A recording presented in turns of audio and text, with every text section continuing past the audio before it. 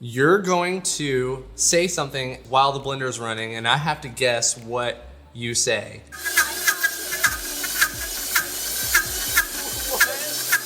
What's up, Slickdealers? I'm Pete. And I'm Malia, and today we've got blenders.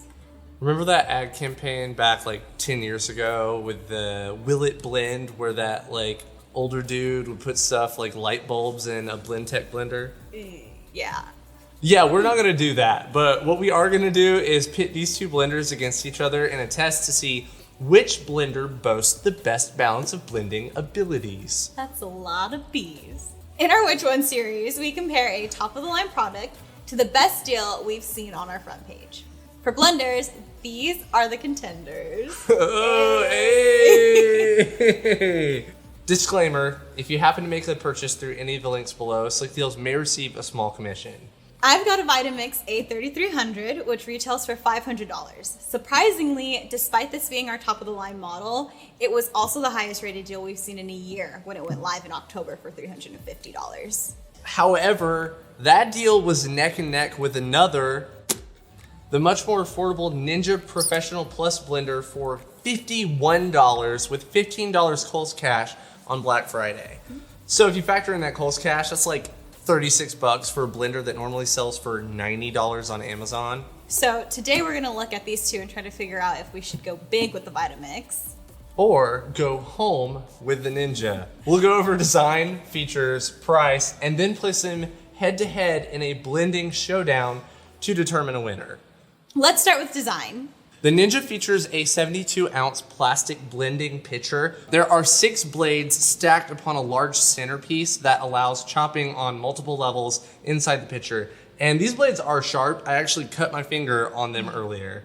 The lid, the pitcher, and the blades are all dishwasher safe. Pete, you keep calling this a pitcher. It's a jar. These are jars. No, it's a pitcher. Pitcher or a jar? Tell us in the comments because I guarantee you most people call this a jar. Really? The base is also mainly plastic with 2 suction cups on the bottom, and the control panel features preset modes for smoothie, ice cream, as well as your standard speed settings along the bottom. The Vitamix also has a 64-ounce plastic jar. The lid is your typical Vitamix lid with the blending knob thing. What do you call these things? What do you call them? Tamper. A tamper. More in standard blender fashion, the 4 blades are situated at the bottom of the jar, and the lid, jar, and tamper are all dishwasher safe. The base is metal and plastic and features a combination LED panel with a dial and buttons to operate the blender manually. The base controls include a speed dial from 1 to 10, as well as a timer down to the second. Where this blender really shines, though, is its connectivity. It's one of those smart appliances. So to access the presets, you use the companion Vitamix Perfect Blend app. This app features blend functions you can send over to the blender to make your perfect blend, which is no sweat off my back. Ain't nobody got time to figure out what speed setting I need to make my smoothie. There are so many presets that I couldn't have even thought of. How about that Ninja though? The Ninja uses a smart sensing system called Auto IQ, which automatically senses what you have in the pitcher and blends until it feels it's done the job. You can override this and start a new session if you think it didn't do a good enough job, but it also has general modes for stuff like nut butter that will run in perpetuity until you hit the power button. It doesn't have many more complex modes though that you might see on a more high-end Ninja blender like the Foodie Cold and Hot. It also doesn't have a timer or any timing settings, funny enough. For features, the Vitamix wins, though I was annoyed that the box didn't come with any mention about the app, and it took me looking at another review to find this out. Its app presets, the tamper, and the timer help it edge out the Ninja in terms of features. We spoke about price earlier, but to reiterate, the Ninja goes for about $90. But on Black Friday 2020, Kohl's had it on sale for an amazing $51 with $15 Kohl's cash, which means you're getting a solid blender for about $36.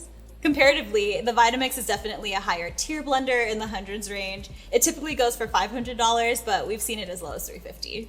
So the Ninja wins on price, especially if you can get it at 1/10 of the price of a Vitamix. That's crazy. For performance, we tested each blender with different blending tasks and used the presets where applicable. Ice, almonds, a cup full of office supplies, and smoothie with a combination of fruit and almond butter. We're gonna test the ice crushing settings on each of the blenders.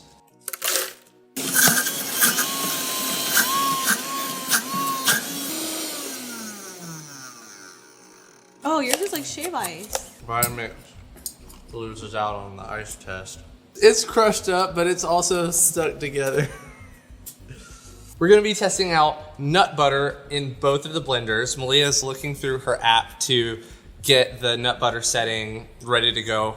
We're gonna see which one comes out on top with this one. We're also gonna be playing a game called Blender Sensor. You're going to say something at normal level voice while the blender is running, and I have to guess what you say, and then vice versa. We don't have a decibel reader to check the sound levels, but we did do some research and found that the Ninja's max volume is 95 decibels, while the Vitamix is 91. Put some of that in there.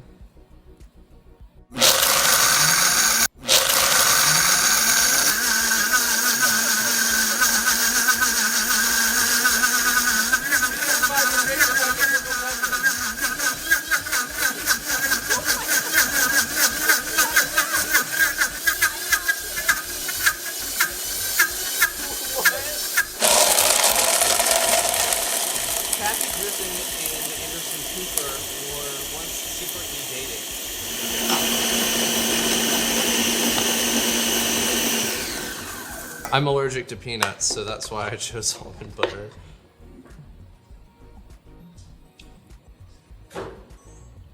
Next up, we've got a smoothie that combines several different ingredients: kale, pineapple, banana, yogurt, almond milk, our new almond butter.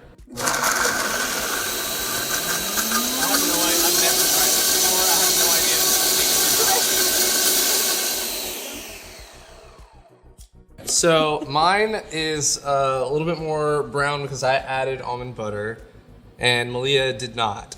Why didn't you add the almond butter, Malia? You don't have to say it. Because I wanted to taste the fruit in my smoothie. All right, this is mine first. Cheers. Oh. Got the banana. That's one thing about smoothies. Like anytime there's banana in a smoothie, it just tastes like banana to me.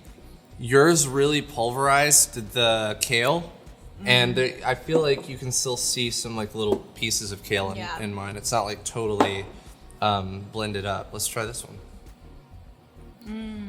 That's crazy. This tastes like hell. We put a good amount of kale leaves in there, and you like look at that. You can't even tell. I mean, other than the fact, obviously, that it's green. That's like really. It's really crazy how well it blended that kale down. I definitely like the consistency of this one more. I feel like a good amount of that like lack of blend though is probably from the almond butter. For performance overall, with the test that we performed today, we're gonna have to give it to the Ninja. It just wins out slightly over the Vitamix. We generally liked the results from the Ninja just a little bit better. The one exception, though, was the banana and kale smoothie, which the Vitamix killed by blending the kale like super fine. Yeah, it's like you couldn't even tell that there was kale in there. In regards to the Vitamix, I am very impressed by how well it blends, but something that does bother me is the fact that it needs so much assistance in regards to the app, and the app's not really functioning well all the time, and I have to stick the tamper in it to get the blades at the bottom to blend everything that's on the top. So comparatively, the Ninja has got these blades that go all the way up and down. For the average person that's just like picking both of these up, it's kind of hard to jump in on the Vitamix, especially like with the weirdness that's going on with the app. It seems like there's some functionality issues that we were experiencing in our use. What do most people get blenders for? To make smoothies. Yeah, and you have a smoothie button, and that smoothie button works pretty good. Sure, it's like kind of cool, the idea of having an app that you go in and make all your programming and then you like set it to go, but it seems like an extra step, right? yeah, I think if you have the time to play around with the blender and try different recipes, this may be a good fit for you. if you're looking for more practical everyday use, I feel like this would be a better fit for me, personally. Both of us are just the average consumer when it comes to these. And I think that's really helpful to know, like when you're looking at both the blenders, the things that you observe or that you pick up right when you start using it. You don't really have to be an expert to figure out the kinks right out of the gate. Okay, Malia, which one? I'm gonna have to go with the Ninja. For the average person picking either of these up, the Ninja is just so much easier to use and it is a lot more affordable. Thank you for watching this video. Please subscribe if you want to see more deals or product reviews, and tell us in the comments what you want us to see us review or test next. I'm Pete. And I'm Leah. Thanks for watching.